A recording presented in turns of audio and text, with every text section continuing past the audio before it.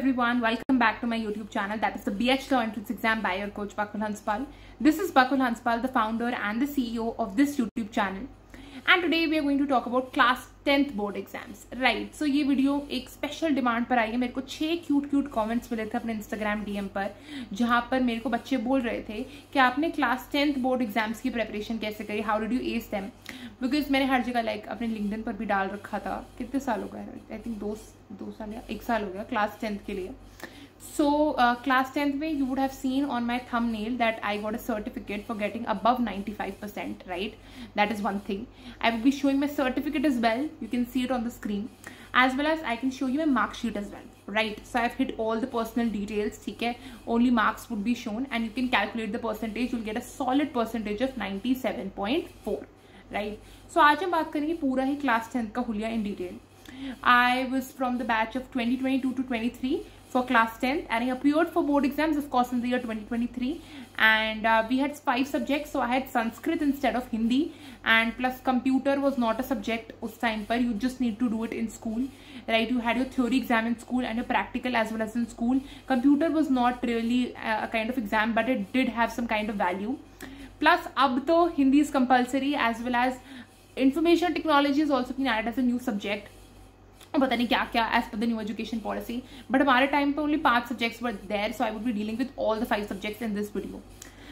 एक और special request, मेरे को ये मत बोलना कि मैं मैथ्स या फिर मैं साइंस पढ़ाने लग जाऊँ इस चैनल पर. I was like very pretty clear in my mind. I had this thing that I would be going with humanities, I would become a lawyer.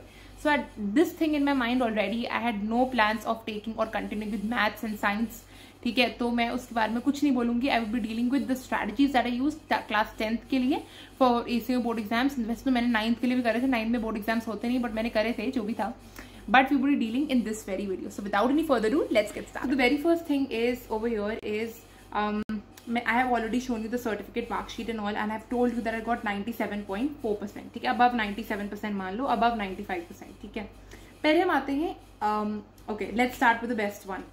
Okay, social science. ठीक है, social science में I got 100 out of 100. In SST I got 100 out of 100, and that too had I expected I would be getting these many marks?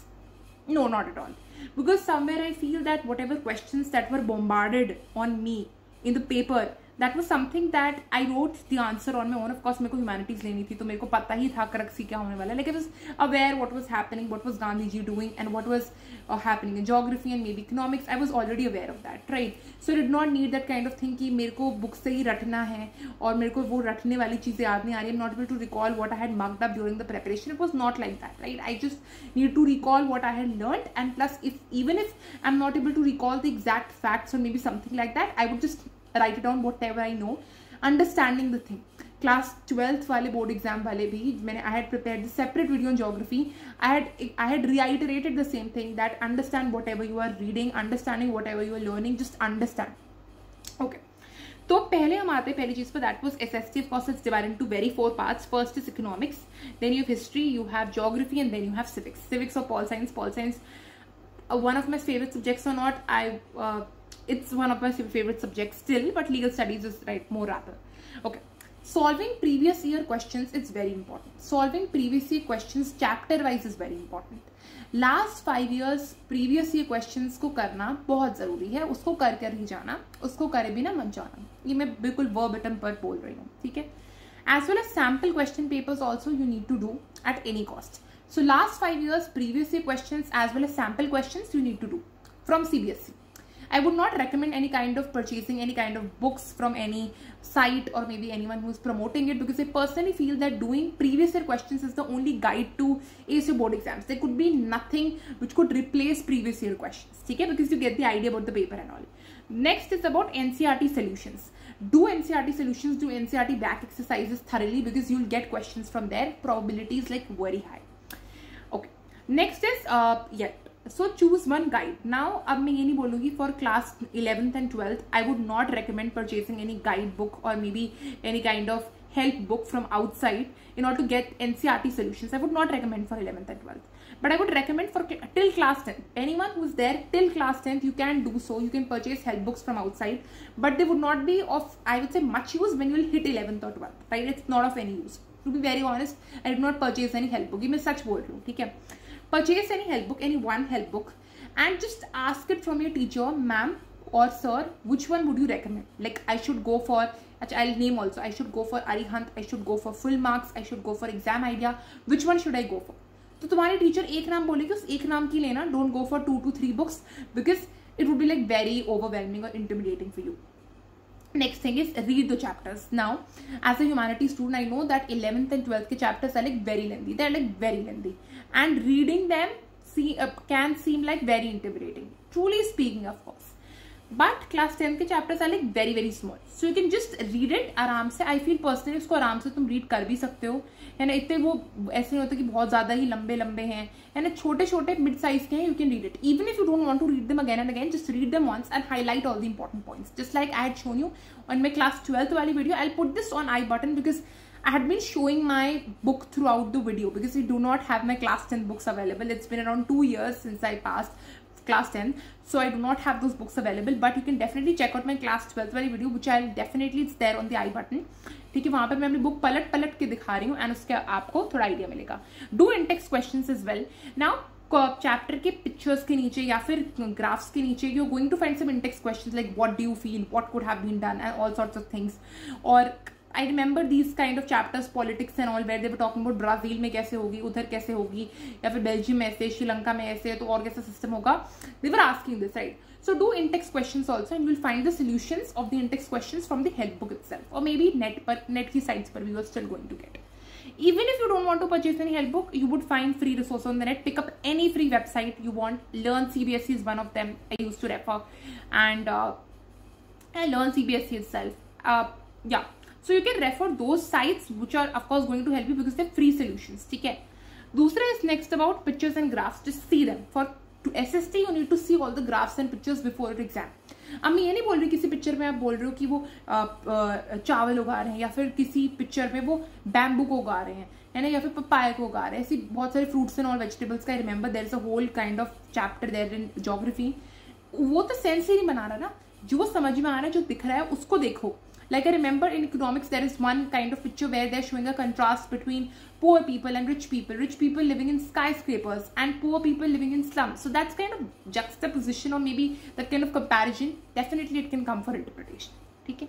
या फिर बहुत सारे cartoons बने हुए थे जहां पर दिख रहे हैं कि रिच रिच होते जा रहे हो, पुअर पुअर होते जा रहे हैं. It's there somewhere in civics I remember. So you can do those very very thoroughly and you would find the solution of those I would say maybe graphs, pictures or data from the help book itself. So purchasing help book will prove to be really beneficial for you. So I would definitely suggest purchase at least one. Right? एक ही खरीदना, ठीक है, at least one छोड़ो. अब next हम आते हैं Sanskrit. Again Sanskrit I scored 100 out of 100. I did not take Hindi personally because Hindi is something which is not my thing. Because ऐसा नहीं है मैं हिंदी बोलती नहीं या फिर मेरे को समझ में नहीं आती, फिर दिक्कत होती है. But again syllabus of Hindi is like too vast. So just because the syllabus of Hindi is too vast, that is the reason I dropped Hindi in class 8 itself. After class 8 तो 9, 10 में I did just Sanskrit. I was really happy doing it, right? क्योंकि once the basics are clear, I took Sanskrit when I was in 6th. In 6th, this chance of choosing the 6th language came to us. And when I 6th में लिया, 6th, 7th, 8th, Sanskrit going pretty good, right? In 9th and 10th, I continued with it because Hindi was of course not my thing. Syllabus is too vast. अरे कोई बच्चा, छोटा बच्चा हो जो मेरी वीडियो देख रहा हो 8th के एंड में, अगर कोई देख रहा है तो I would not recommend taking Hindi. तो it's one of the most important languages. But Sanskrit भी मोस्ट इंपॉर्टेंट ही है. कहाँ से इंपॉर्टेंट नहीं है बताना मेरे को. It's one of the ancient languages. Taking Sanskrit would make more sense. I would say even if you are bad at Sanskrit, taking Sanskrit would make more sense because you can still learn and mug up things. If you're good at mugging up things, then take Sanskrit for sure. So if your basics are clear, just go for Sanskrit. Just close your eyes and just tick on the Sanskrit option.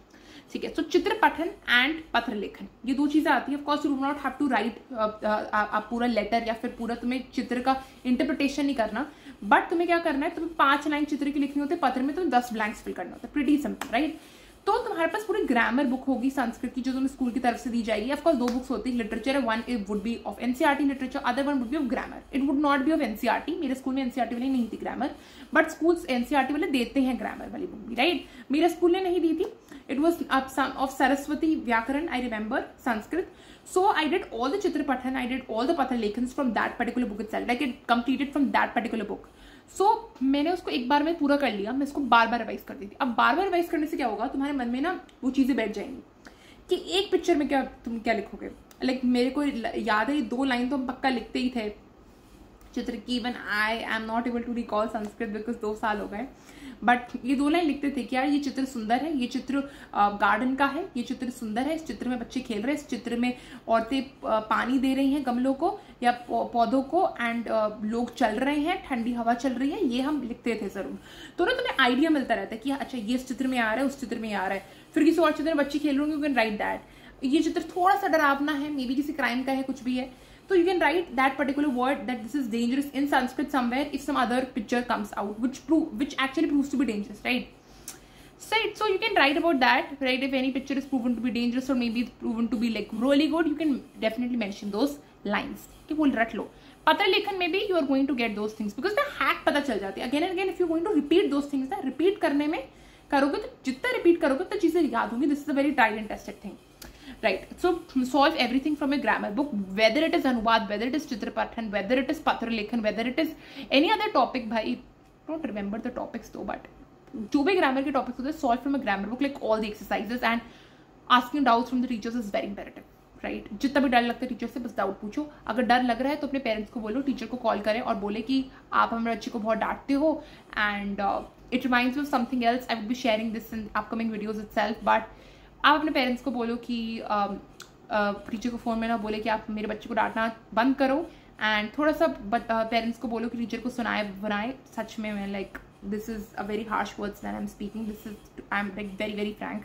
बोलो कि बच्चे को ना डांटे और मेरे बच्चों के डाउट सॉल्व करे, because doubts are like very very important to come, right. दूसरा है जो भी चैप्टर चल रहा है चैप्टर का अनुवाद कर लो। जो भी तुम्हें टीचर क्लास में लिखवा रहे हैं, हमारे सर में क्लास में लिखवाते थे, बहुत अच्छे सर थे हमारे स्कूल के, तो वो लिखवाते थे अनुवाद को। सो जस्ट तुम्हें पता चल जाएगा, again give a read to that anubad. You don't have to write that anubad, you don't have to write any single word in Hindi in the Sanskrit paper in 9th and 10th. You need to write everything in Sanskrit only.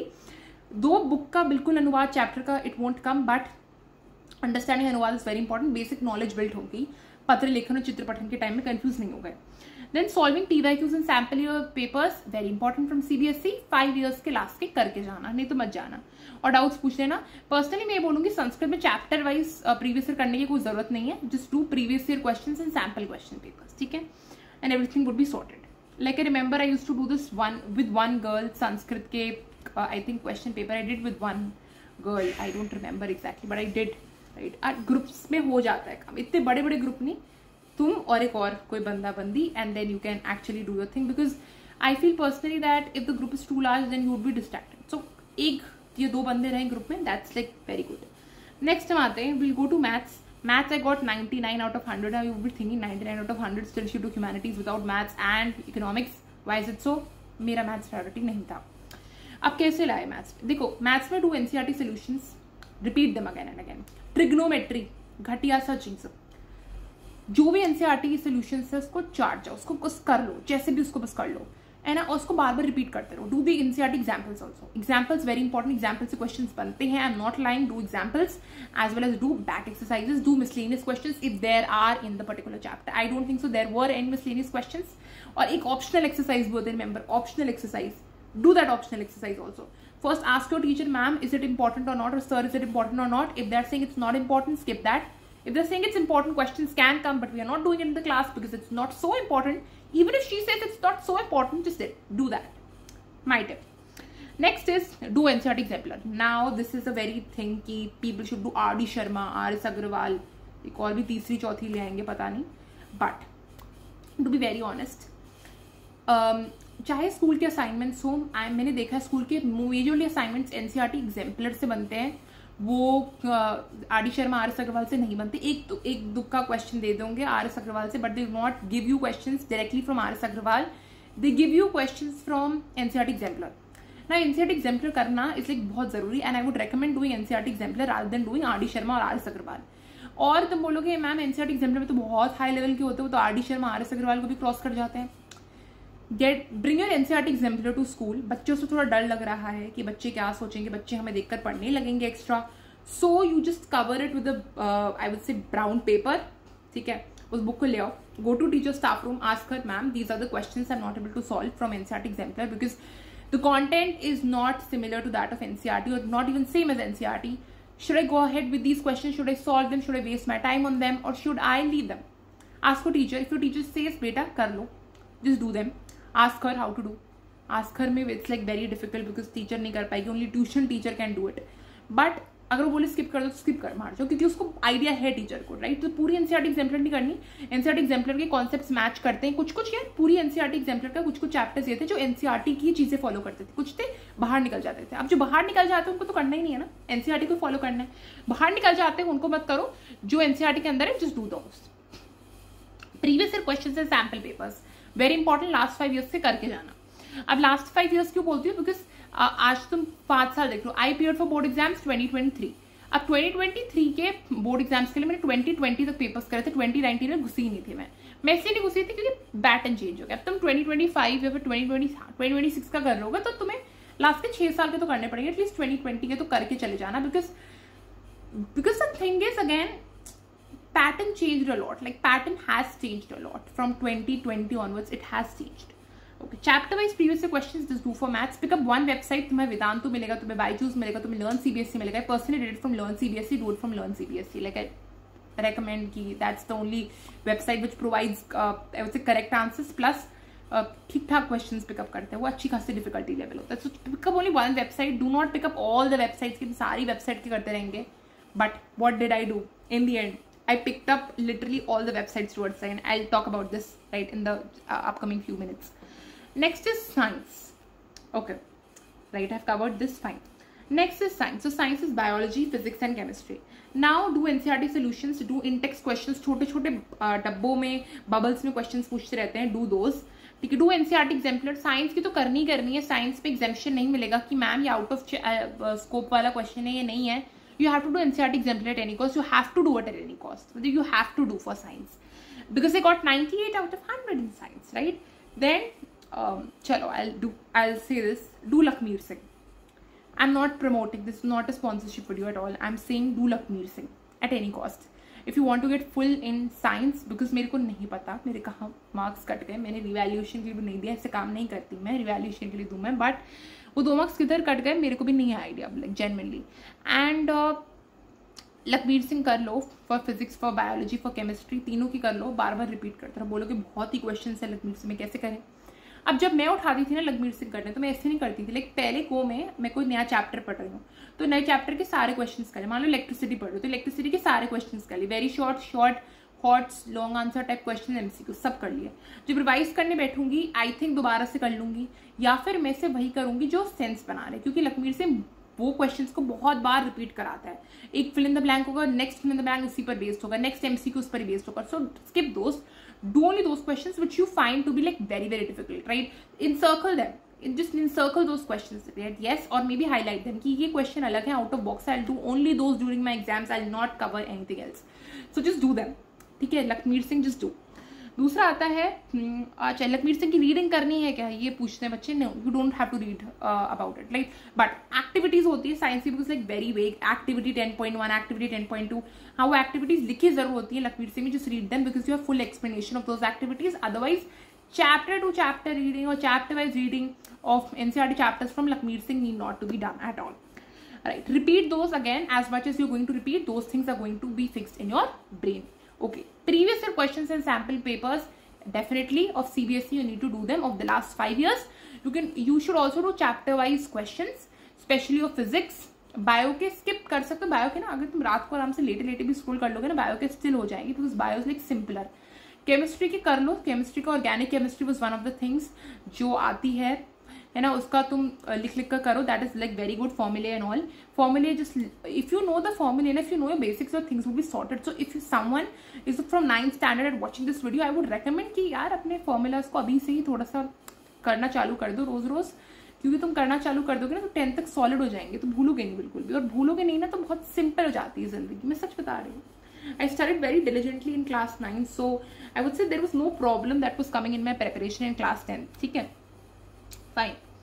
अब आते हैं English. English is the last subject. Now people will say English is just, I would say, a maker or a breaker in your percentage. That's absolutely true.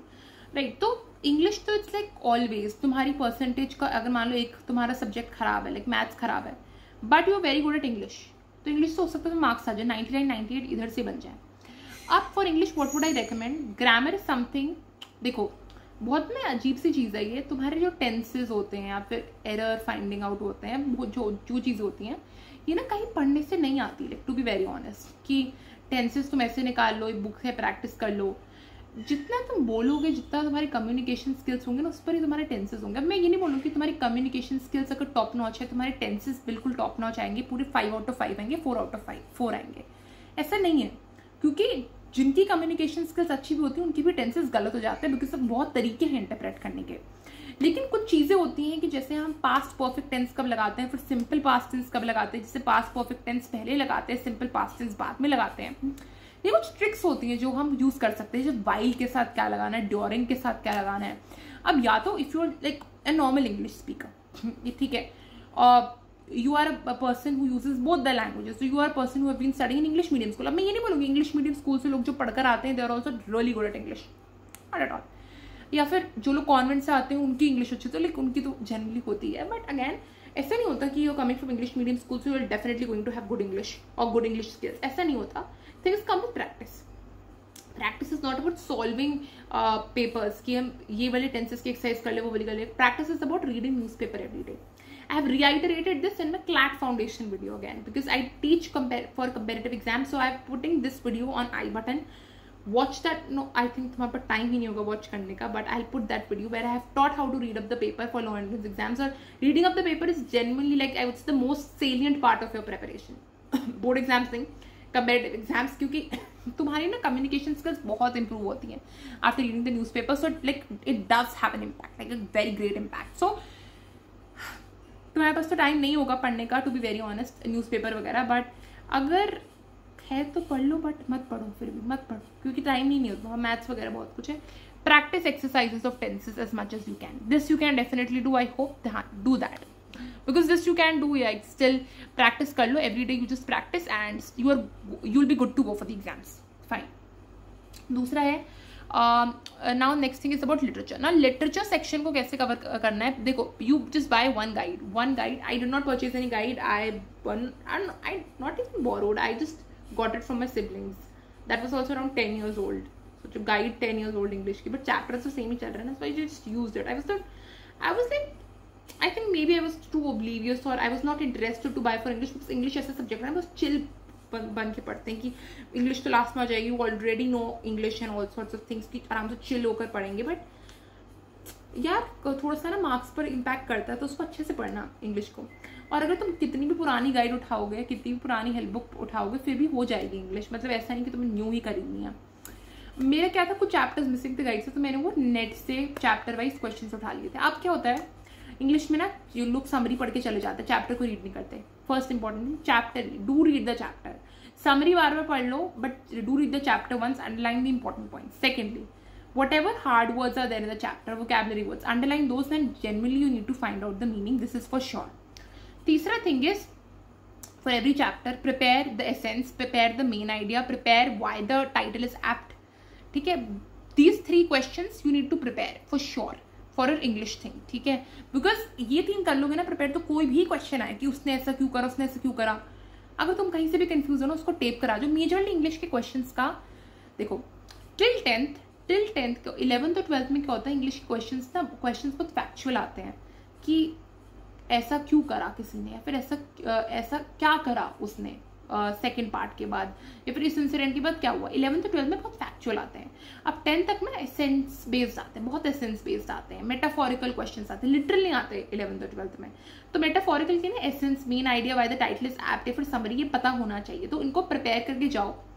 अब मैं ये नहीं बोली, बच्चे क्या करते, गाइड खोलकर ना हर एक क्वेश्चन करने लगते हैं कि why did this person do that, और Y couldn't she do that, give the reason. You give a read to all the questions, but learn the essence, main idea, summary, why the title was apt, और ये सब same ही निकलते हैं at the end of the day. So you just need to have a thorough knowledge of that. If you have a thorough knowledge of that, then definitely English would be a piece of cake for you. Okay. So अच्छा, दूसरी चीज़ है, theory exam is always of 80 marks and practical is of 20 marks. So theory के लिए you need to work hard, practical के लिए of course तो teachers are going to give you marks. I don't think so that files are generally made. Yeah. For science, practical files are made, so you need to demonstrate practical in your school.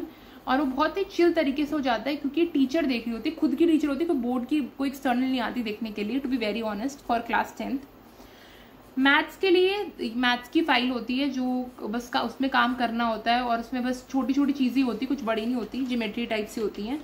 Sanskrit के लिए 1-2 चीज़ें, I think एक project हमने बनाया था बहुत छोटा सा, हमें चित्र पठन करना था तो वो हमने कर लिया था।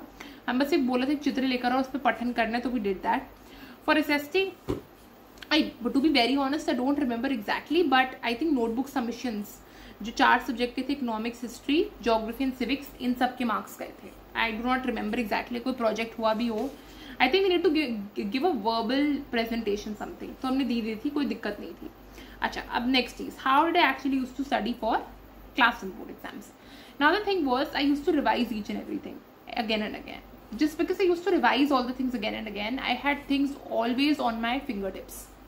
मेरे से कभी भी पूछ लो, मेरे को ये चीज़ आती है, मेरे से कभी भी पूछ लो, जनरली मुझे एक चीज़ आती है। अब क्या होता है, आई would say that would be like too much and ऐसा लगा मैं तो क्या ही क्लीशे बोल रही हूँ, but generally I use to wake up at 3 in the morning. 3 AM I used to wake up, I used to study, I used to do maths के questions ही करती थी मैं, है ना, और I use to do it till 5 and I used to go to sleep at 5 or 6 and I used to wake up at 10, do things, study throughout the day, और मैं सो जाती थी, मैं 3 बजे उठ जाती थी, 3 बजे का अलार्म, एंड देन होता था, एंड देन 3 से 5 या 6 आई यूज टू स्टडी, कबर 7 भी बज जाते थे, and again I use to go back to sleep. So 3 o'clock was a fixed alarm for me, every day I used to wake up. Mostly I would say preparatorily 5 या 10 से मेरे को सब कुछ, I used to revise like everything before the exam, each and every question, exemplar से भी कर लिया, वो भी कर लिया, कई बार बहुत एग्जॉस्ट हो जाते थे तो मैं स्किप कर जाती थी। और अच्छा, वन मोर, अच्छा तो ये you can do if you are genuinely interested यार, मतलब अलार्म में। अच्छा, इंग्लिश के marks you just wanted to, if you wanted to ask, it's 90 out of 100. Now I understand these marks are like so less as compared to other marks, जहाँ पर 98, 99, 100 मिले। 12th I have got 96 out of 100. Now the thing is, अब देखोगे कि या तो 90 से 96 में ह्यूज जंप कैसे आ गया। देखो, jump is because it could be because either something went good, और मे बी आई वुड से, देखो या तो लिटरेचर का कमाल है, literature was better questions were asked in class 12th, या फिर it also depends on the where your paper actually goes for checking. So अगर मेरा पेपर किसी ऐसी जगह में चला गया जिसकी इंग्लिश बंदे की अच्छी नहीं है ज्यादा, तो ऑफकोर्स पेपर को चेक करने में डिस्क्रिपेंसीज आएंगी, समझने में डिस्क्रिपेंसीज आएंगी। आप इसलिए बोलते हैं for board exams you use that language which is very simple. Do not use very high-fi vocabulary because the other person who is taking would not be able to understand that, right? Class 12 में मैंने high-fi लिखी थी vocabulary, but it again depends on where your paper actually went for checking. So if your paper went to some place where the person is like very thorough with the language, of course she is going to check it gracefully. But किसी को किसी और जगह चलेगी, वहाँ पर आएंगी दिक्कत, discrepancies आएंगी, ठीक है? Because ऐसे लोग होते हैं जो हिंदी मीडियम टीचर्स होते हैं, कभी बार इंग्लिश मीडियम के पेपर चेक कर रहे होते हैं, इंग्लिश मीडियम के हिंदी मीडियम के चेक कर रहे होते हैं, even for SST, even for maths discrepancies निकल कर आती हैं बहुत बुरी तरीके से। So lot many times it also depends where your paper actually went, so giving it for revaluation could also be one of the options. However I am not in supportive of that, because क्यों भी देना, because that's a very whole tedious and arduous process that you need to undertake for this. So if you want to wake up at 3 in the morning and do that, you can do that. If you do not want that, if you feel that your preparation is going like cool and it's going very swiftly and smoothly and seamless, and I do not feel like waking up 3 in the morning and maybe do studying and maybe sleeping again, because मैं sleep करती थी, मैं sleep के बिना नहीं काम कर पाती थी, तो you can do that. Otherwise you can just skip that, right? And you can just chill. अच्छा, दूसरा thing, so this was the only thing that I wanted to explain. Yes, for computer. Computer is something जिसके marks नहीं जुड़ते हैं marksheet में, अगर होंगे भी तो देख लेना, बट नहीं जुड़ते। तो समवेयर और the other I would say grades मिलते हैं कंप्यूटर के। तो ग्रेड्स मिलते हैं, one is practical, one is theory. Practical का you need to do it in the class, and we had Python. I think 8th and 9th we did HTML and Python. 10th it was purely Python. So we did Python as like coding for a computer class, and we for theory you just need to mug up the coding, because we were not good at coding at all. We were like कुछ तो बस कर रहे थे, we were doing it by circumstance, we didn't wanted to do it by choice of course, but हमें करनी थी तो हम कर रहे थे क्योंकि मार्क्स चाहिए थे। तो मैम असाइनमेंट देती थी, तो असाइनमेंट कर लो अच्छे से, एक एक क्वेश्चन को रट लो, किसी को, एक दो बच्चे होते हैं क्लास में जिनको कोडिंग में बिल्कुल प्रो होते हैं, उनसे कॉपी कर लिया करो. I used to do the same. I used to copy from them rather, and I used to just mug up all those codings, and it would appear in my paper, my theory paper. I would write that down. 9th में भी theory exam था, 10th का भी था for computers, so you can do that way. So you can just mug up codings because कुछ नहीं है, बस mug up कर लो. And I think I got a solid 24.5 out of 25, right? And जो बाकी का practical marks थे, practical में they'll give you simple questions for Python. They'll not give you something which is out of box. लेकिन इतना मुझे पता है बच्चे cheating करके कर लेते थे. तो computer is very chill, you just need to get a grade, right? और अगर तुम्हारा कुछ गलत हो गया तो मैम चांस देती थी कि बेटा दोबारा से एक बार कर लो, है ना? बिकॉज ऑफकोर्स प्रैक्टिकल है, प्रैक्टिकल में ना even if your externals also come outside ना, देर नॉट लाइक दैट कि बेटा हमें मार्क्स चाहिए, मार्क्स दो, क्वेश्चन बम्बार्ड करनी है. They are also very chill because they want to give you marks at the end of the day. And school is literally trying it's hard, like literally it's trying its best to give you marks. So that's the thing. So ये हमारा computer का था. Practical also went well, theory also went well. A1 मिल गया था मेरे को and लगा रखा है मैंने ऑलरेडी, आप वो देख सकते हैं. And I have covered all the subjects. So these were the subjects. So this was about छोटे छोटे बच्चे क्लास 10th के. So if you like this particular video, do like, share, comment and subscribe to my YouTube channel. all those people who are aspiring to maybe future lawyers or maybe future IAS officers, looking forward to crack different competitive exams like CLAT, like other law entrance exams like SSC, UPSC, banking, railway or defense, because UPSC is the main thing that people look at. Other exams are actually kept as backup. So if you want those things, so all these things are available on my YouTube channel. Everything related to study material and all, right? English भी available है channel पर, analytical reasoning भी available, and all sorts of things are available. We have a personalized Telegram channel also. It's attached on my YouTube channel itself, and Instagram page also, and official Telegram channel also, where we share all the daily updates regarding our YouTube channel. YouTube channel तो चल ही रहा है. If you have any doubts, you just put them down in the comment section below, as well as you can also DM me on my YouTube on my Instagram page. So go out to the personalized Telegram channel पर डाल देना. So for being, if you want to be future lawyers, तो फिर channel को follow कर लेना, ठीक है? So do like, share, comment and subscribe to my YouTube channel.